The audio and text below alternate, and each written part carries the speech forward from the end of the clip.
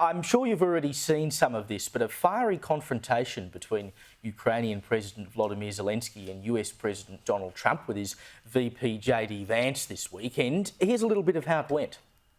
You're gambling with World War III. You're gambling with World War III.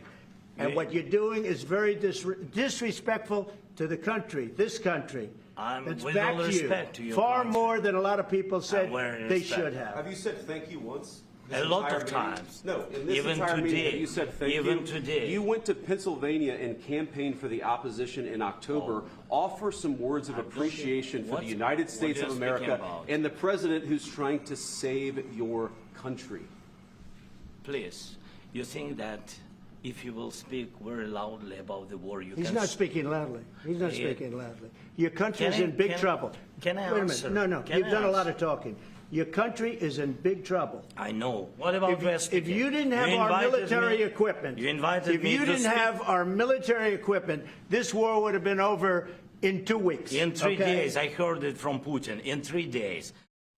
Politics done differently, eh? Republicans have almost unanimously praised Trump for the takedown, but the Democrats, of course, and other world leaders, including Anthony Albanese, have thrown their support behind Zelenskyy. You have full backing across the United Kingdom, and we stand with you, with Ukraine, for as long as it may take. Thank you very much, Keir, Mr. Prime Minister, having me here. President Zelenskyy is a hero. He has provided leadership at an extraordinarily difficult time. Evelyn, I think the trouble here, and you can be critical of the way Trump handled that. I don't think anyone was particularly gracious in that circumstance. But the issue is that Russia is not losing this war at this state of the game. And in order to negotiate some kind of end to this war, both sides have to cede some ground somewhere. And Zelenskyy, for obvious reasons, morally doesn't want to do that. He wants it to come with entry to NATO, etc. He doesn't want to hand land over to Russia. Morally, you can understand why that would be the case. But if there are not concessions on both ends, there will not be an end to this war. Well, it's interesting. If you look statistically speaking, there have been over 1.5 million deaths between Russia and Ukraine. That's the most deaths that we've seen since the 50s in any kind of war. So I guess the question we have to ask at this point in time is, what's the magic number?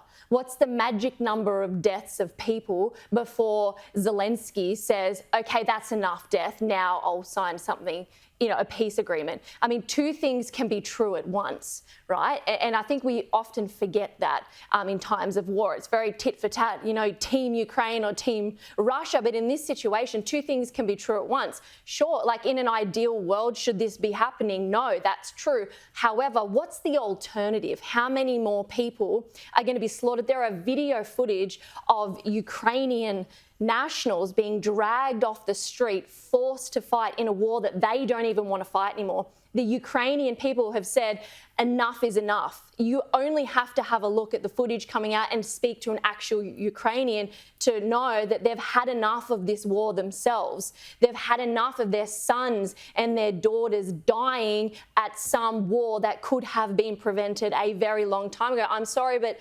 Zelenskyy has had billions of dollars funneled into his country, especially from America. It's over $120 billion.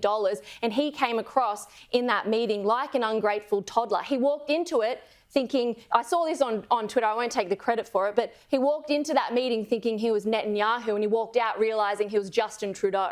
That's basically the vibe of what was happening in this meeting. And to be honest, I think absolute full credit to Donald Trump. He's doing exactly what his election promise was, which was putting America first. And on top of that, still trying to honour whatever agreement Biden had made with Zelenskyy and trying to do his best to have peace. And I think at this point in time, everybody across the world, especially Ukrainian mothers and fathers and families who their kids are dying, everybody at this point in time wants to see peace. Even if it might not be the most ideal thing, the alternative is even worse than that. And I think it's two things can be true at once. You've got to acknowledge, Freya, that Russia started this war. There is no doubt about that. They have, in the process of that, taken land. But I think the reality is that you can't just return all of that land to Ukraine and expect this war to end. As unfortunate as that might be, that's just the reality of how this is going to play out. Yeah, well, I think there are a few factors going on here. Firstly, we've got to note Russia is not winning this war.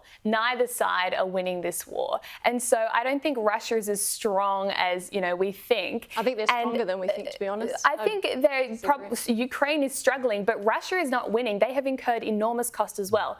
And I think the challenge that the line Trump is trying to walk is, I think, obviously we all want to contain Russia. We do not want to see a authoritarian power expanding across Europe. But the other factor that he's probably considering on the other side is Russia, while they are isolated on the global stage, will feel pushed closer to China. And we're already seeing that. China is now behaving as the senior partner in the relationship and dictating to Russia kind of what to do. And that's actually a very dangerous place for us to be. And if you notice that one comment Trump made during the meeting, he said, "You are gambling with World War III." And I think those are the stakes we're reaching now, where that sort of merging of Iran, Russia, China into this very tight bond does present an extremely dangerous challenge to the Western world.